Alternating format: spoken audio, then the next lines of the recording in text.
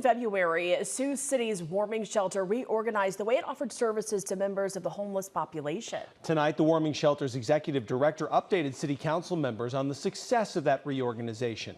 The system they have in place breaks residents up into 3 tiers based on the engagement in services offered and sobriety. Each tier offers incentives that are meant to encourage clients to make positive choices. The move to the second tier, individuals have to be sober for 10 days and have a housing plan. To move from tier 2 to tier 3, though, individuals have to be sober for 30 days in addition to that housing plan.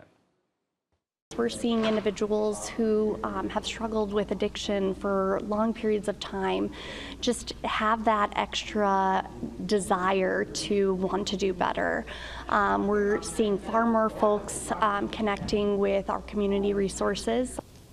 Warming Shelter Executive Director Shayla Moore says the facility plans to implement a mentorship program for their third-tier clients. They hope to have it up and running by the beginning of next year.